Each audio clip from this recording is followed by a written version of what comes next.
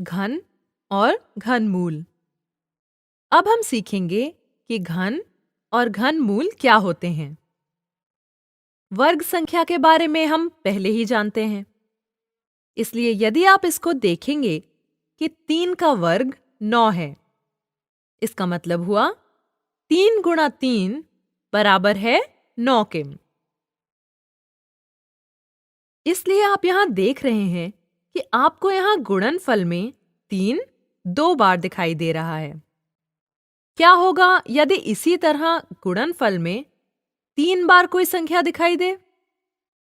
वह इस तरह दिखेगी और तब हम उस संख्या के ऊपर एक छोटा सा 3 लिखेंगे, जैसा कि आप यहां देख सकते हैं।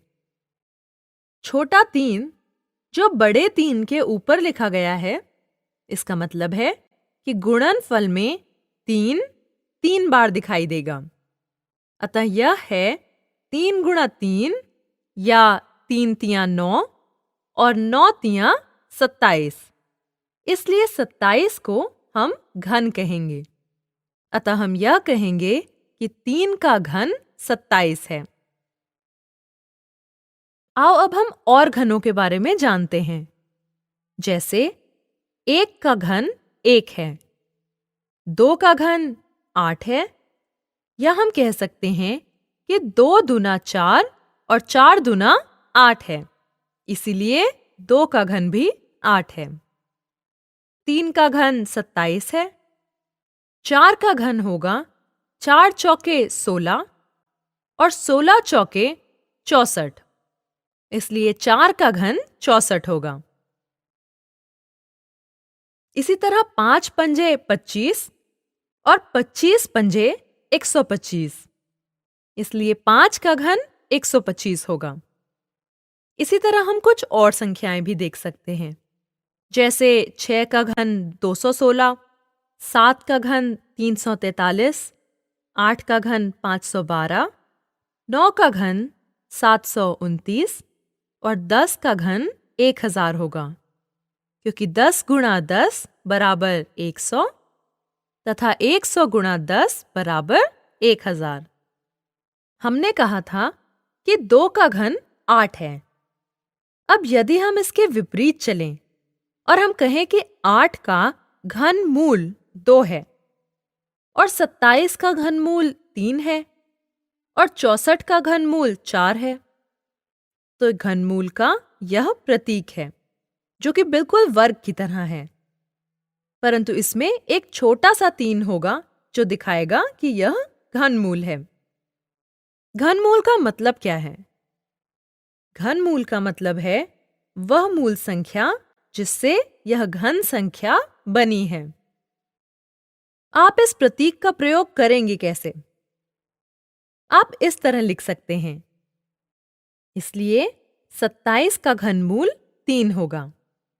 अब यहां पर आप घन शब्द का प्रयोग एक संख्या के लिए कर रहे हैं, पर क्या आपने इसका प्रयोग कहीं और किया है? आपने इसका प्रयोग आकृतियों के लिए प्रयोग किया है। उदाहरण के लिए, एक पासे की आकृति। आप कह सकते हैं कि यह एक घन है। जिस तरीके से पासा एक घन है, कई और भी आकृतियां होती हैं जो घन जैसी होती हैं। क्या आप सोच सकते हैं कि वो कौन सी हैं? इसलिए घन एक ज्यामितीय आकृति है जिसकी लंबाई, चौड़ाई व ऊंचाई बराबर होती है। मतलब एक घन में लंबाई, चौड़ाई के साथ-साथ ऊंचाई भी बराबर दूरी पर होती है। अब हम देखते हैं कि यह घन आकृति एक घन संख्या से कैसे संबंधित है। इस घन को देखिए और मान लेते हैं कि इस घन की प्रत्येक भुजा 1 सेंटीमीटर है। परंतु यदि मैं एक बड़ा घन लूं जिसकी प्रत्येक भुजा 2 सेंटीमीटर की है, तो वह घन कैसा दिखेगा? वह घन इस तरह दिखाई देगा।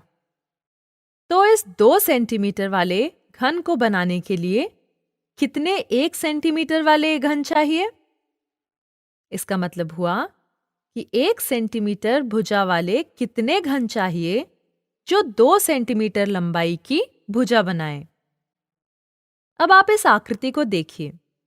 आप देखेंगे कि 4 ऊपरी परत के लिए और 4 घन निचली परत के लिए चाहिए। इसलिए हमें 4 जोड़ 4 यानी 8 छोटे घन चाहिए ताकि वह 2 सेंटीमीटर वाला घन बन सके। अब 3 सेंटीमीटर भुजा वाले घन के बारे में। 3 सेंटीमीटर भुजा वाले घन के लिए हमें कितने छोटे घन चाहिए? आप यहां देख सकते हैं कि 3 परतें, ऊपरी परत, मध्यम परत और निचली परत। और आप देख सकते हैं कि प्रत्येक परत के लिए 9 छोटे घन चाहिए। इसका मतलब है कि हमें 9 घन ऊपरी परत के लिए, 9 मध्यम परत के लिए तथा 9 घन निचली परत के लिए चाहिए। इसलिए 9 जोड़ 9 जोड़ 9 बराबर है 27 के। इसलिए क्या आपने घन संख्या और घन आकृति में संबंध देखा? सबसे छोटे घन के लिए 1 सेंटीमीटर वाला एक घन चाहिए। 2 सेंटीमीटर भुजा वाले घन के लिए 1 सेंटीमीटर भुजा वाले 8 घन चाहिए, जो कि 2 का घन है। और 3 सेंटीमीटर भुजा वाले घन के लिए 1 सेंटीमीटर के छोटे 27 घन चाहिए, जो कि 3 का घन है। इसलिए इस तरह घन संख्या घन आकृति से संबंधित है। इसलिए एक घन बराबर 1। इसलिए जब भुजा हमें 1 सेंटीमीटर चाहिए तब हमें 1 घन चाहिए और 2 घन बराबर 8। जब भुजा 2 सेंटीमीटर चाहिए तब 8 छोटे घन चाहिए और 3 घन बराबर 27। और इसलिए जब भुजा 3 सेंटीमीटर होगी तब हमें 27 छोटे घन चाहिए।